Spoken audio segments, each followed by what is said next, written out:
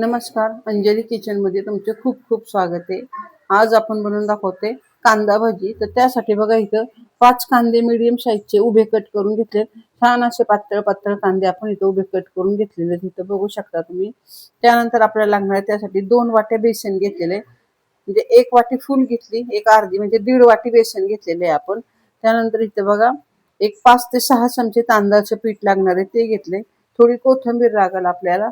त्यानंतर हळद घेतली आपण पाव चमचा, ओवा घेतलाय अर्धा चमचा, जिरे घेतले पाव चमचा, थोडीशी बघा इथे मी 2 तिखटवाल्या मिरच्या कुटून घेतल्यात।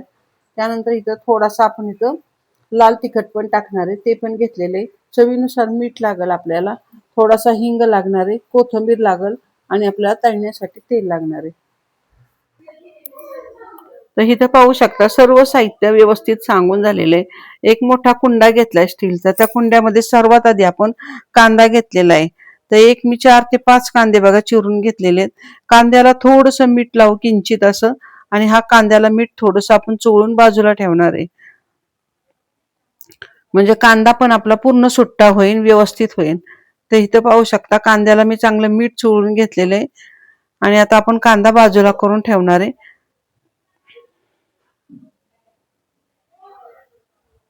तर इथं पाहू शकता तुम्ही व्यवस्थित असं कांद्याला आपण मीठ लावून ठेवले। आता बाजूला कांदा ठेवलाय आणि त्याच भांड्यामध्ये आपण इथं 1.5 वाटी बेसन घेतलेले, एक 5 ते 6 चमचे मी इथं तांदळाचं पीठ घेतले, जे करून आपली भजी चांगली कुरकुरीत होतील। त्यानंतर ह्याच्यामध्ये थोडीशी हळद टाकूया। त्यानंतर बघा इथं 2 तिखटवाल्या मिरच्या आणि 2 लसूण पाकळ्या मी कुटून घेतल्यात आणि थोडंसं लाल तिखट टाकूया। त्यानंतर आपण जरासं जिरं पण ह्याच्यामध्ये टाकूया आणि पाव चमचा बघा ओवा घेतलेला आहे। ओव्यामुळे पण भजी छान होतात। पोटाला जर एखाद्याला पचत नसेल तर ह्याची पचन क्रिया पण चांगली होती, त्यामुळे आपण पाव चमचा ओवा हातावर चोळून टाकलेला आहे। कोथिंबीर टाकली, चवीनुसार मीठ टाकलेले आहे। सर्व साहित्य माझे टाकून झालेले आहे। आता इथं बघा आपण सोड्याचा बिलकुलही वापर करणार नाही किंवा गरम तेलाचा पण करणार नाही। गरम तेल सोडा न घालता सुद्धा आपली भजी टम्म फुगतील, ह्याची आपण आता इथं काळजी घ्यायची। तर इथं पाहू शकता, तर इथं मी थोडं थोडं पाणी टाकून सैलसर असं पीठ तयार करून घेते। आता इथं पाहू शकता खोलगट भांड ह्यासाठी घ्यायचे की एका दिशेने आपल्याला पीठ हे असं बघा एकदम फेटून घेता येईल। तर जेवढं पीठ तुम्हाला फेटून घेता येईल तेवढं तुम्ही हे फेटून घेऊ शकता, म्हणजे तुम्हाला सोड्याचा वापर न करता सुद्धा तुमची भजी जाळीदार आणि टम्म फुगणार आहेत। तर इथं बघा 10 ते 15 मिनिटं मी इथं हे पीठ एका दिशेने फेटून घेतलेले आणि मस्त बघा पीठ आपलं हलकं फुलफुलीत झालेलं आहे। इथं पाहू शकता तुम्ही मस्त असं बघा पीठ आपलं तयार झालंय। तर एका दिशेने बघा ह्याला चांगलं फेटून घ्यायचं अगदी 10 ते 15 मिनिटं, म्हणजे इथं आपली भजी पण एकदम भारी होणार आहेत। तर इथं पाहू शकता एकदम हलकं फुलफुलीत आपलं पीठ झालेलं आहे। तर अशा पद्धतीने बघा हे भाज्यांचं पीठ मी तयार केलेलं आहे। आता ह्याच्यामध्ये आपल्याला जो थोडंसं मीठ लावून मी कांदा बाजूला ठेवला होता मऊ करून, तो आपण इथं घालून घेतलाय। थोडी कोथिंबीर पण घालून घेतलेली आहे आणि आता एकसारखं सगळं पीठ आपण व्यवस्थित पुन्हा एकदा मिक्स करून घेऊया। तर इथं पाहू शकता सर्व साहित्य मिक्स झालेलं आहे आणि भाज्यांचं पीठ आपलं आता तयार झाले। मी तेल पण तापायला ठेवलेलं आहे एका साईडला। आता तेलामध्ये आपण थोडीशी गोळी टाकून बघूया। तर इथं पाहू शकता पटकन अशी पिठाची गोळी वरती आली, म्हणजे तेल चांगलं तापलेलं आहे। आता गॅस आपल्याला मीडियम करायचा आहे। तेल पहिलं तापून घेऊन जास्त कडक तेल ठेवायचं नाही किंवा जास्त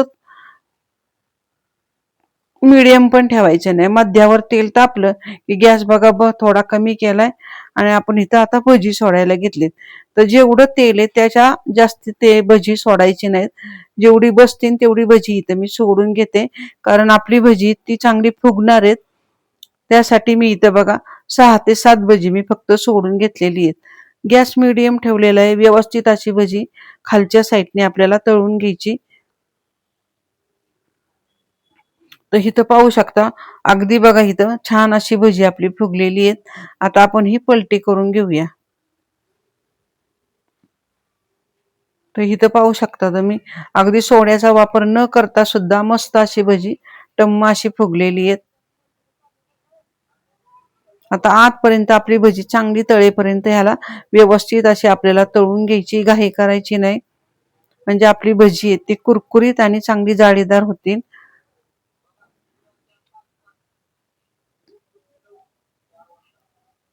तर इथं पाहू शकता तुम्ही छान अशी भजी आपली आता तयार झाली आहे. दोन्ही बाजूनी चांगली एकसारखी तळून घ्यायची. म्हणजे भजी खायला पण चांगली लागतात, कच्ची वाटत नाहीत. त्यामुळे भजी ही निवांतच तळून घ्यायची. तर पाहू शकता तुम्ही आता जवळजवळ आपली भजी आता तळून झालेली आहेत. आता मी इथं टिश्यू पेपरवर काढून घेते. तर इथं पाहू शकता तुम्ही किती भजी आपली टम्म फुगलेली आहेत. मी बिलकुलही बी इथं सोड्याचा वापर नाही केलेला नाहीये. आणि आता भजी आपली तळून तयार आहेत. तर आता एका ताटामध्ये आपण इथं काढून घेऊया.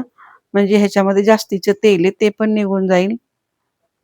आणि अशा पद्धतीने बघा ही आपण सोड्याचा किंवा गरम तेलाचा वापर न करता ही छान अशी टम्म फुगलेली भजी तयार केलेली आहे. तिथं पाहू शकता तुम्ही अगदी ताटभर आपली भजी तयार झालेली आहे.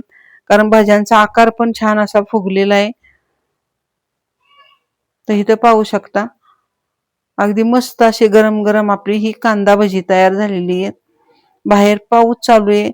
पाऊस चालू आहे म्हटल्यावर गरम गरम चहा सोबत भजी अशा पद्धतीने बघा सोडा न वापरता तुम्ही अशी जाळीदार भजी करू शकता. खूप सुंदर होतात. फक्त ही पद्धत वापरा आणि तुम्ही भजी तयार करायला घ्या. बाहेर पाऊस चालू आहे आणि मस्त अशी घरातल्यांसाठी तुम्ही अशी भजी तयार करून त्यांना खायला घाला. एका प्लेटमध्ये आपण ठेवून घेऊया सर्व.